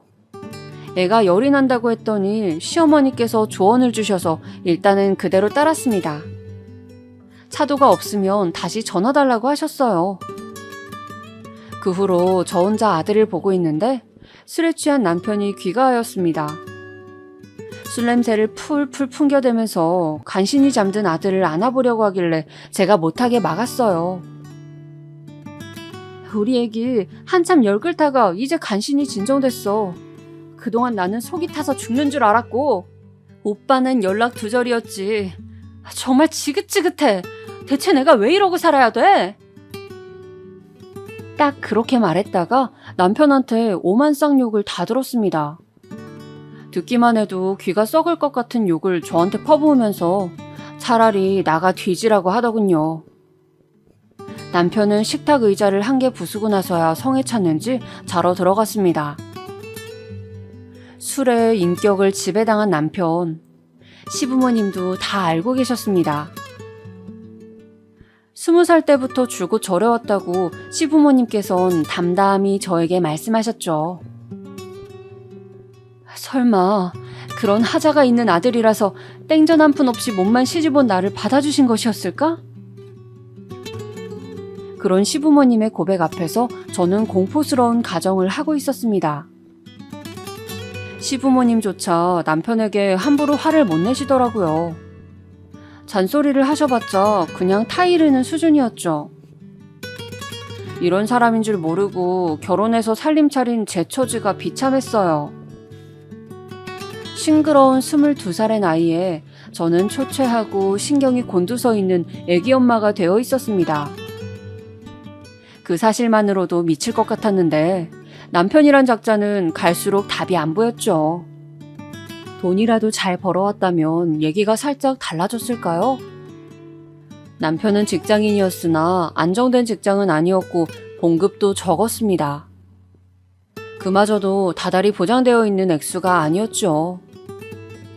속이 갑갑해서 그 나이에 저는 화병이 걸렸고 이런 제 마음도 모르고 어린아들이 울면서 보챌 때마다 안 좋은 생각이 자꾸 들었습니다. 그냥 아기랑 함께 이 세상을 떠나버리는 게 가장 현명한 선택이 아닐까 하는 충동과 몇 번이고 싸워야만 했어요. 어찌되었든 이제는 한계다, 이렇게는 계속 못 산다 라는 생각으로 너무나도 절박해 있을 때였습니다. 어떤 방식으로든 저희 가정에게 결론이 지어졌습니다. 그것은 바로 예기치 못했던 너무나도 갑작스러웠던 남편의 죽음이었습니다. 남편은 28, 그 젊디 젊은 한창 때의 나이에 세상을 떠났습니다. 그날도 저와의 약속을 어기고 토끼 같은 어린아들이 기다리고 있는 집으로 일찍 돌아오지 않고 술자리에 나가 늦은 시간까지 부어라 마셔라를 외쳐댔던 남편이었습니다. 그리고 만취 상태였던 남편은 술집에서 나오는 길에 스스로 몸을 가누지 못하고 2층의 난간에서 떨어지고 말았습니다. 높은 위치가 아니었건만 머리부터 잘못 떨어지는 바람에 사망으로 이르렀다고 그런 소견을 저는 들을 수 있었습니다. 만약에 만취한 상태가 아니었다면 젊은 남성이었기 때문에 몸을 방어하려는 기제가 발동해서 떨어지는 자세가 달랐을 거래요. 그랬다면 죽지 않았을 거라는 소견까지 듣고 나자 저는 헛웃음이 다 나왔습니다. 그렇게 술에 미쳐서 살더니 결국은 술 때문에 가는구나. 제 나이 22살이었어요. 저는 아들을 품에 끌어안고 3일 밤낮을 울었습니다. 앞으로가 막막하더군요. 당장에 기댈 때는 솔직히 시댁뿐이었죠. 신혼집은 당장에 처분이 되었고 저는 시댁으로 아들과 함께 들어가 살게 되었습니다. 제가 친정을 생각 안 해본 것은 아니었으나 거절당했어요. 친정엄마로부터 집에 들어와서 같이 지내길 원하지 않는다고 그렇게 직접적인 말을 듣고 말았습니다. 그 말을 듣고서도 제가 막무가내로 쳐들어갈 생각이 들진 않더라고요. 저는 시부모님으로부터 지원을 받아보고자 시댁에 들어간 것이었으나 실상은 아주 달랐습니다. 온갖 집안일은 저의 차지가 되었어요. 아이 돌보는 것만으로도 벅찬 시기였으나 저는 시댁의 오만 잡무를 해내야만 했습니다. 아침 7시면 식탁에 아침밥을 딱 차려놔야 했고요. 내 아들 잡아먹은 년. 시어머니께서 TV를 보며 저 들으라고 중얼거리시는 말을 듣고도 애써 모른 척하며 지내야 했습니다. 그래도 당신들의 손자가 있으니 시간이 지나면 너그러워지실 것이라고, 마음을 열어주실 것이라고 믿으며 기다리고자 했습니다. 하지만 상황은 제가 예상한 대로 흘러가지 않았습니다. 시아버지께서 술을 끼고 사시더니 점점 그 정도가 지나치게 되었어요. 친정아빠가 술고래였던 모습을 보고 자랐던 것도 부족해서 남편을 술 때문에 잃어놓고는 이제는 시아버지마저 술에 넘어가 버리셨으니 저는 정말이지 미칠 지경이었습니다. 아버님, 오늘은 이만 드세요. 이러다가 진짜로 큰일 나신다고요. 뭐야? 내가 당장 병나발 못 부는 거 그게 바로 큰일이니까 상관하지 말어. 건방지게 나한테 이래라 저래라 말을 얹지 말란 말이야. 시아버지를 말려도 보고 달래도 보고 어떻게든 회유책을 써보았지만 소용없었습니다. 술 문제 때문에 시어머니랑 싸우시다가 시아버지께서는 끝내 손찌검도 날리셨죠. 안방에서 들려오는 그 소리에 저는 놀라서 아들의 귀부터 얼른 막았더랍니다. 술 때문에 판단력이 흐려지신 시아버지의 일상에는 당연히 차질이 생겼습니다. 어느 날은 갑자기 국한술을 뜨시더니 간이 안 맞는다면서 국그릇을 던져버리셨고 저에게 집안일을 왜 이따위로 하냐며 물건을 집어던지신 적도 있었습니다. 악화되는 상황 속에서 가장 난감하였던 것은 시어머니의 반응이었던 것 같아요. 이게 다 너 때문이다. 내 아들 그렇게 잡아먹고 이제는 내 남편까지 잡아먹으려고 들어? 얼마나 불운을 끌고 다녀야지만 만족할래?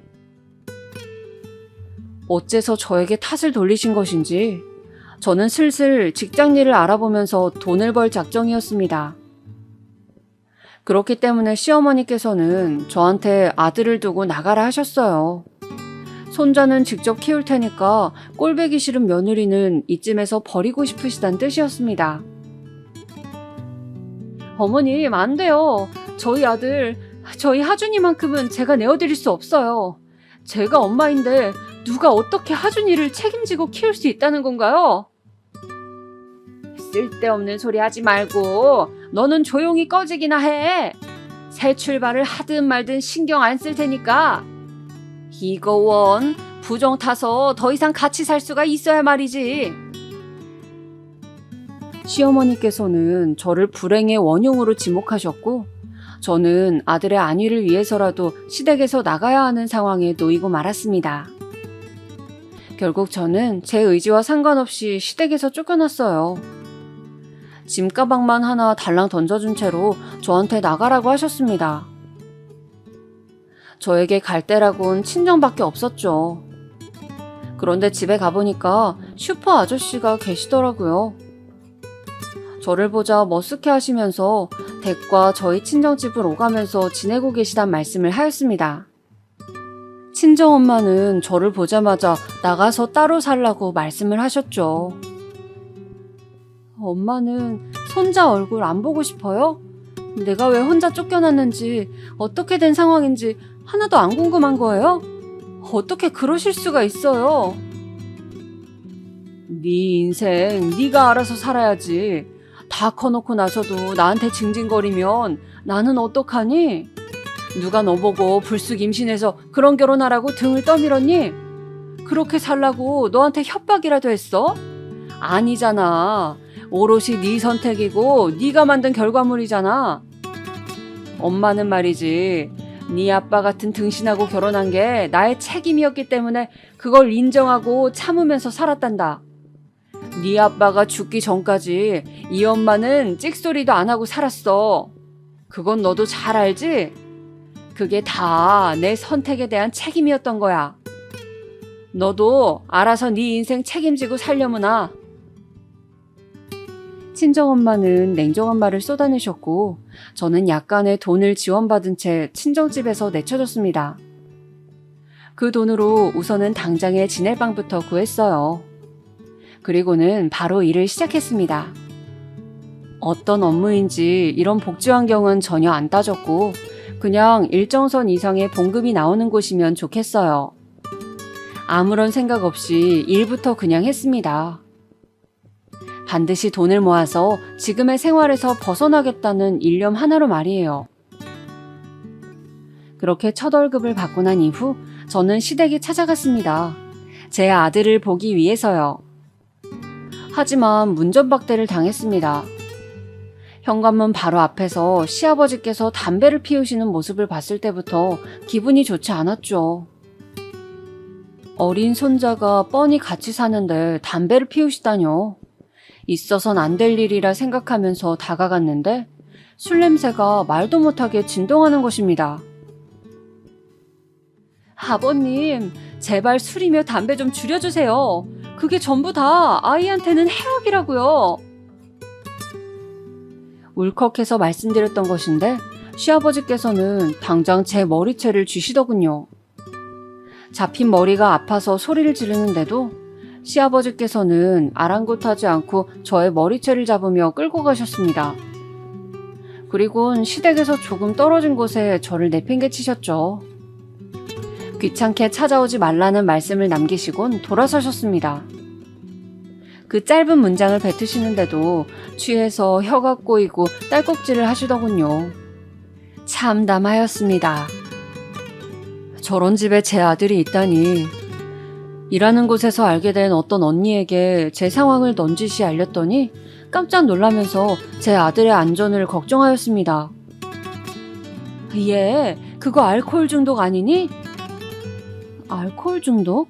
술에 중독되었다는 뜻이에요? 너 설마 알코올 중독이 뭔지 몰랐던 거야? 들어보니까 알코올 중독이구만. 그건 치료도 힘들다더라. 폭언을 폭력까지 쓰는 상황이면 기대하지 않는 게 좋아. 심해지면 더 심해졌지. 너는 그냥 네 아이나 빨리 구출해오는 게 답이야. 그 집에서는 그대로 있다간 자칫하다가 잘못될 수도 있고. 운이 좋아서 자라나봤자 엉망으로 클걸? 뻔하지, 안 그래? 그 언니에게 조언을 듣자마자 저는 조급해져서 당장 제 아들을 데려오고 싶은 마음뿐이었어요. 이 세상에 제가 탄생시킨 저의 분신이었으니 저는 제 아들의 존재만으로도 위안을 얻고 있었던 것일지도 모르겠습니다. 늘 마음 기댈 때가 필요했던 저였으니까요. 그렇게 저는 제 아들을 데려오기 위해 전전긍긍하며 시댁을 맴돌았고 기회를 엿보다가 드디어 실행에 옮길 수 있었습니다. 시아버지께서 취하신 채로 시어머니와 싸우셨는데요. 그 바람에 시어머니께서 잘못 넘어지셔서 한쪽 팔에 기부스를 하셨어요. 저는 두 분 중에서 아무도 제 아들을 돌볼 수 있는 상황이 아님을 강력하게 주장할 수 있었습니다.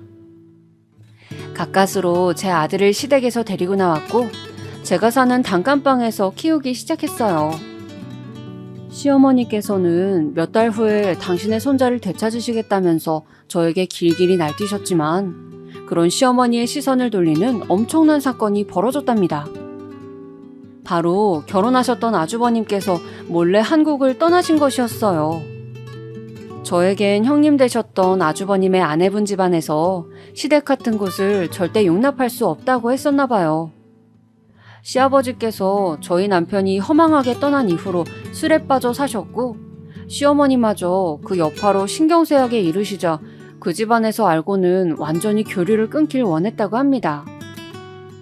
그래서 아주버님과 형님은 그 집안에서 하라는 대로 따라서 한국을 떠버렸어요.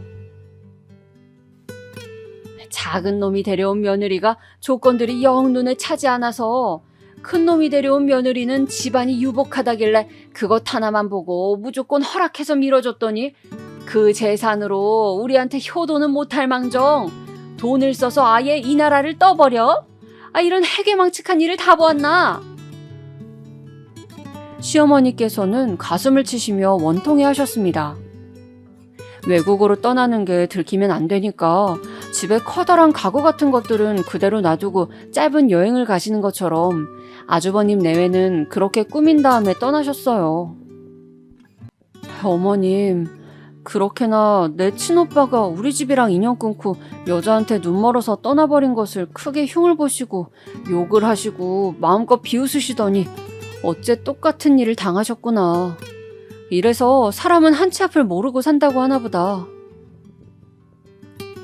아주버님께서 독한 결단을 하시고 행동을 하신 것에 저는 놀란 마음이 드는 한편 씁쓸한 기분도 들었습니다. 그 후로 몇 년이 지나 시아버지께서는 주무시다가 갑자기 돌아가셨고 허약해지신 시어머니께서는 연세에 비해 많이 잃은 요양원 생활을 시작하셨습니다.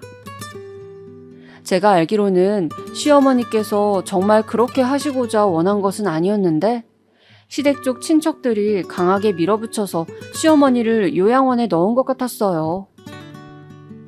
그렇게 되었을 때 저희 아들은 한창 중학교 사춘기를 지나고 있었습니다. 결혼 직후에 남편이랑 살면서 진짜 몸에 사리가 나온다는 것이 뭔지 체감하였을 정도로 지독하게 시달리며 고통을 받아왔으나 아들이 중학교 3학년일 때 제가 겪었던 괴로움도 그에 비할 바가 되었습니다. 정말 미치게 힘들었어요. 방황의 시작은 아들이 중학교 2학년 2학기 때였던 것 같아요. 학원을 빠지고 친구들이랑 노래방에 다녔더라고요. 너는 엄마가 얼마나 힘들게 돈을 버는지 알면서도 그럴 수 있어? 엄마가 너 이러라고 학원 보내는 줄 알아? 뿐만 아니라 학교 화장실에서 친구들이랑 담배를 피우다가 선생님께 적발되었다는 연락을 받고 머리가 띵했습니다. 속상한 마음에 아들 앞에서 울고불고 빌었습니다. 제발 엇나가지 말아달라고요. 혼자 아들을 키우면서 수많은 고비를 넘어올 수 있었던 건 오로지 내 아들이 잘 됐으면 하는 소망 하나 덕분이었습니다. 그런데 제 아들이 엇나간다면 모든 것이 수포로 돌아가는 것이었어요. 그렇게 되면 저는 제 인생을 완전히 부정당한 마치 헛살았다고 선고받는 셈이나 다름없었습니다. 그래서 저는 아들에게 이 불쌍한 엄마를 봐서라도 제발 정신 차리고 학업에 매진해 줄 것을 간청하였습니다. 아들은 제 모습을 보고 마음을 바로잡은 것인지 중학교 2학년을 마무리하고 3학년을 시작하는 동안에는 아무런 사고도 치지 않았습니다. 하지만 안심하려고 할 때 가장 큰 한 방이 저를 무너뜨렸죠. 저희 아들이 옆 학교 여학생과 사귀다가 쳐선 안 될 사고를 치고야 만 것이었습니다.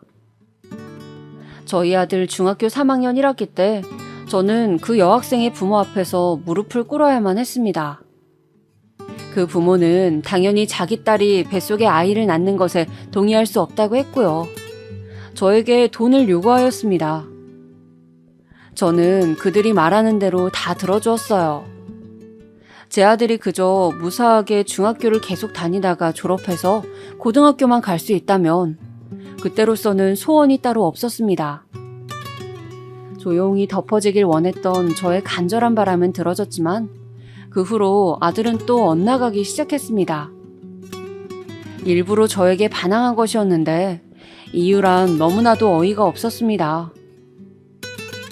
이게 다 엄마 때문이야. 엄마만 아니었어도 나는 걔랑 둘이서 한 생명을 책임질 수 있었어. 그런데 엄마 때문에 다 망쳤고 걔는 학교까지 전학 가버렸다고. 다시 바로잡을 기회 따위는 이제 없잖아. 다 끝났으니까. 엄마는 평생 이 죄책감에 살아야 돼. 책임을 어떻게 질 수 있었다는 것일까요? 저는 남편을 만났던 나이 20살 성인이었고 당시 직장을 다니고 있었음에도 한 생명을 책임지는 게 미치도록 벅찼습니다. 그런데 어떻게 고작 중학교 3학년짜리가 생명에 대한 책임을 논한다는 것입니까? 그리고 제가 그걸 막았기 때문에 저는 죄책감 속에서 살아야 한다고 아들이 말했습니다. 엄마는 네가 잘 되길 바랄 뿐인데 이게 그렇게나 어려운 일이었구나. 내가 잘 되게 해줄 능력이나 있어? 없잖아. 대단한 백이라도 있는 것처럼 굴지 마. 엄마가 이럴 때마다 나는 진짜 구역질 날 것 같으니까. 사춘기를 지나고 있는 나이에 아들이 하는 말이니 반쯤은 걸러들어야 한다고 저의 이성이 외치고 있었으나 저의 감성은 제멋대로 상처를 받고 말았습니다. 끔찍한 비수가 되어서 제 가슴을 찢어발겼죠. 그럼에도 저는 제 아들의 엄마였습니다. 그 사실 하나만으로도 저는 모든 것을 인내해야만 했죠. 저는 아들에게 제발 인문계 고등학교만 들어가 달라고 빌었습니다. 아들은 친구들을 따라 수준 낮은 공업고등학교에 진학하길 희망하였지만 제가 결사반대하면서 설득했어요. 인문계 고등학교에 진학하면 원하는 운동화도 사주고 용돈도 올려주겠다는 조건까지 여러 개 걸어가면서 아들을 달랬습니다. 그 결과 아들은 어느 인문계 고등학교에 턱걸이 성적으로 입학을 하였습니다. 저는 저의 전철을 밟지 않고 제 아들만은 부디 더 많은 것을 배우고 또 누리고 살길 바랐습니다. 그것이 저라는 존재가 지닌 사명이라고 여겼어요. 그래서 눈 밑에 항상 짙은 다크서클을 달고 살며 만성 피로에서 벗어나질 못해도 몸이 부서져라 돈을 벌었으며 아들을 뒷바라지하였습니다. 아들은 고등학교 2학년 때부터 조금은 늦었지만 학업에 관심을 가지기 시작했어요. 주변 친구들이 모두 미래를 그리며 공부하는 모습을 보고 충격을 받았다고 하더라고요. 사달라는 문제집, 가고 싶다는 학원 다 들어주었습니다. 남들보다 뒤늦게 본격적인 공부에 뛰어든 탓에 아들은 내신 관리에서는 끝내 조금 뒤처졌습니다. 그러나 수능 시험에 주력하였고 바야흐로 수능날이 되었을 때 괄목할 만한 결과를 낼 수 있었습니다. 사실 그 성적은 아들이 받아본 성적 중에서 가장 뛰어난 결과표였어요. 이걸 두고 소위 수능 대박이라고 하더군요. 그렇게 아들은 꿈에도 생각하지 못했던 수준의 대학교에 턱걸이로 입학할 수 있었습니다. 세상에, 이렇게 많은 학비가 든다고? 지금 숫자가 이게 몇 자리야? 4년 동안 뒷바라지 하려면 이 악 물어야겠구나. 저는 4년제 사립대학교에 들어가는 어마어마한 비용을 보고 기절할 뻔하였습니다. 상상을 뛰어넘는 액수가 찍혀 있더군요. 무슨 용을 써서라도 차질 없이 아들의 대학 뒷바라지를 해내겠노라고 다짐하였습니다. 대학생이 돼서 너무 설렜던 탓일까요? 술자리에 나간 아들은 다른 테이블 사람들과 시비가 붙어서 주먹 다짐을 하고 말았습니다. 아들은 멀쩡했는데 상대 측이 꽤 다쳤어요. 그 새벽에 경찰서에 가서 저는 상대 측에게 무릎을 꿇으며 선처를 호소했습니다. 제 아들을 고소하겠다는데 어떤 엄마가 그래라고 할 수 있겠어요. 무조건 손이 발휘되도록 빌었습니다. 어마어마한 돈을 상대 측에게 물어주고 제 아들은 아무런 혐의 없이 그 사건에서 벗어날 수 있었어요. 그 외에도 사귀던 여자친구를 때렸던 일, 대학 교수님 차를 돌멩이로 긁었다가 잡힌 일, 중학교 동창에게 돈을 빌리고 1년 이상 갚지 않아서 문제가 되었던 일 등등 자잘한 것까지 다 적자면 너무 길어서 주체가 안 될 정도로 아들은 다사다난하게 지냈습니다. 저는 허리가 휘는 수준이 아니었죠. 이게 다 편모 가정에서 자라난 아들이 그 모친이 제대로 교육시키지 못해서 그리 되었다는 생각이 들어서 저는 미안한 감정이 들었습니다. 저러다가 도대체 취업해서 회사는 멀쩡히 잘 다닐는지 결혼은 멀쩡히 해서 살는지 제발 그러는 것만 볼 수 있다면 여한이 없겠다. 아들만 보면 안쓰럽고 속이 답답하였죠. 대학을 졸업 후 취업하게 된 아들은 그곳에서 새롭게 인생관이 바뀐 모양이었습니다. 자기보다 크게 잘날 것 없어 보이는 부서내의 어떤 남자 선배가 연예인처럼 예쁜 여자랑 사귀고 있는 것을 보고 충격을 받았다고 하더군요. 또한 마치 겁나는 게 없는 것처럼 늘 아나무인으로 구는 여자 선배가 있는데 부잣집 남자랑 결혼에 성공해서 이런 회사 정도는 미련 따위 없이 그냥 편하게 다닌다는 것을 알고는 눈이 뒤집혔대요. 이제 보니까 괜찮은 배우자만 내가 만난다면 계층의 사다리를 뛰어넘을 수 있는 거 아닌가? 이대로라면 그저 그렇게 살 게 뻔한데 제대로 한번 잘난 여자 낚아봐서 인생 펴보자. 누구 하나만 걸려라. 그렇게 마음먹은 아들은 괜찮은 여자를 소개시켜줄 수 있는 위치의 사람들에게 철저한 아부를 시작했습니다. 그리고 소개를 받고 나면 그 상대들에게 계략적으로 순하고 착하고 헌신적인 성격인 척 연기를 하였습니다. 걸려든 상대들 중에서 아들이 가장 마음에 들어한 상대는 대형 병원에서 인턴으로 근무하고 있던 의사였습니다. 도시락까지 싸다 바치면서 그 의사에게 구애를 해댔고 결국 1년 만에 결혼에 꼴이 날 수 있었어요. 솔직히 남자 소개는 많이 들어왔는데 하준 씨를 선택한 건 그 순수한 마음 때문이었어요. 늘 도시락을 손수 싸다 주는 정성에도 감동했고요. 돈 많은 남자, 잘난 남자도 좋지만 하준 씨처럼 오로지 저만을 바라보는 지고지순한 남자가 더 좋다는 걸 알게 됐죠. 제게 그렇게 말하는 의사 며느리 앞에서 저는 차마 그 도시락들 내가 만든 거였다고 밝힐 수 없었습니다. 제가 오래 살았던 집이 재개발 철거 예정 지역이었기 때문에 아들의 결혼에 맞춰서 저는 최장 1년을 보고 아들 부부와 우선은 같이 살기로 하였습니다.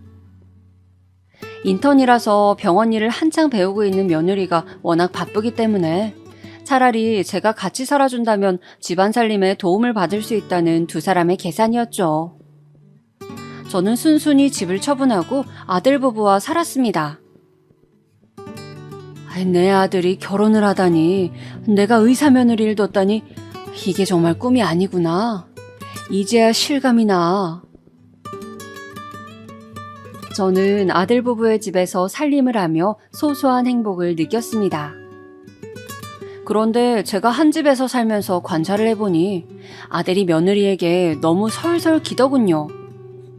대화를 하다가도 며느리가 안색이 나빠지면 바로 말을 중단하고 그 눈치를 살피기 바쁜 모습에 저는 황당하기도 했고 안쓰럽기도 했습니다. 너무 차이가 나도록 잘난 아내를 만나서 아들이 길을 못 펴고 사는구나 싶어서요. 차라리 비슷한 수준의 여자를 만날 것이지 속상하기도 했습니다. 아들이 왜 그렇게 큰 욕심을 부려서 이런 결혼을 감행했는지 이해도 안 갔고요. 그러던 어느 날이었어요. 웬일로 모처럼 며느리가 오후에 집으로 돌아왔습니다. 밤에 다시 병원으로 들어갈 거라고 하더군요. 아들의 퇴근까지는 많이 남아있으니 그럼 둘이서 이른 저녁을 먹자고 했어요. 제가 밥을 차리는 동안 며느리는 소파에 앉아서 휴대폰만 했습니다. 그리고 밥을 먹는 동안에도 계란말이가 너무 건조하다, 찌개에 이런 부드러운 두부 넣지 마시라 등등 잔소리를 저에게 날리길래 내심 기분이 안 좋았습니다. 다 먹고 설거지 정도는 네가 할 수 있지? 그래서 제가 처음으로 며느리에게 뭔가를 지시해봤습니다. 며느리의 표정이 안 좋았는데 그러면서 그냥 고개를 끄덕이더라고요. 며느리가 설거지를 다 마쳐가는 동안에 아들이 귀가하였습니다. 저는 거실 구석에서 물걸레질을 하고 있었고요. 아들은 오자마자 며느리가 설거지를 했다는 사실에 깜짝 놀라더군요. 엄마가 하게 두지 왜 자기가 설거지를 했어? 아들이 그렇게 외치니까 며느리가 입술만 삐죽거리더라고요. 그러고 난 다음이었습니다. 며느리가 다시 병원에 들어가 볼 시간이 되었을 때 아들에게 뭐라고 속닥거리더니 집을 나섰습니다. 그게 바로 제 얘기였나 봐요. 며느리가 나가고 나가자마자 아들이 화가 난 얼굴로 저에게 왔습니다. 엄마, 내 와이프가 엄마처럼 천한 신분인 줄 알아? 왜 주제를 모르고 나대? 천한 신분? 지금은 얼굴만 봐도 짜증나. 당장 나가. 나가라니? 어딜 말이니? 밖으로 나가라고. 여긴 엄마 집도 아니잖아. 우리 부부 집에 얹혀 사는 짐짝이지. 그러니까 당장 나가. 밖에 나가서 뭘 잘못했는지 처절하게 깨닫고 반성해. 그 전까진 절대 못 들여보내줘. 이미 해가 저문 밤중이었는데 저보고 나가랬습니다.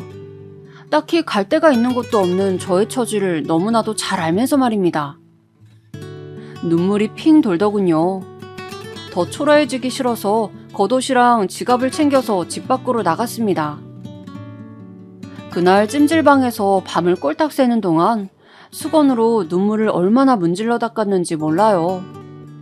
지난 모든 세월을 찬찬히 돌아보면서 저는 비로소 그때서야 제가 저의 지난 발자취를 단 한 번도 되짚으며 살지 않았다는 사실을 깨달았습니다. 남편이 그렇게 죽은 이후로는 오로지 아들을 건사하는 것, 그 목표 하나만 보고 숨을 헐떡이며 살아왔어요. 그 외의 것은 알지도 못했습니다. 공수래, 공수거. 빈손으로 태어나 빈손으로 가는 것이 인생. 이 허무한 이치를 내가 내 아들에게 알려줘야겠구나. 이 어리석은 엄마가 주는 참된 가르침이야. 멍하게 결심을 마친 저는 아들의 과오를 낱낱이 그리고 소상하게 적어내려갔습니다. 구체적이고도 확실한 그 내용은 부촌 동네에 위치한 사돈댁으로 전달이 되었습니다. 분에 넘치는 사돈댁이었으니 빠른 2년의 정리가 필요했죠. 그쪽에서도 저와 의견이 같았나 봅니다. 아주 빠른 이혼을 추진하였으니 말이에요. 저는 제 집을 처분하면서 수중에 들어온 돈을 고스란히 쥐고 있었습니다. 저에게는 새로운 보금자리와 새로운 출발이 기다리고 있었어요. 하지만 아들에게는 차례대로 잃는 과정만이 남아 있었습니다. 이혼당해서 맨몸으로 쫓겨난 후 아들은 갈 곳도 없었죠. 연락두절이 된 자기 엄마를 찾지도 못한 채 어영부영 회사를 다니다가 그곳에서도 결국 나왔습니다. 의사를 소개시켜준 인맥이 그 회사에 있었거든요. 더러운 과거의 행실을 숨기고 순수한 척 연기를 해서 결혼까지 해냈다는 소문이 그 회사에 파다하게 퍼졌고 아들은 버틸 수가 없었던 거예요. 제 손으로 아둥바둥 키워낸 제 아들을 다시 제 손으로 저는 끌어내리고 말았습니다. 그 후로는 정말 무념무상으로 지내고 있네요.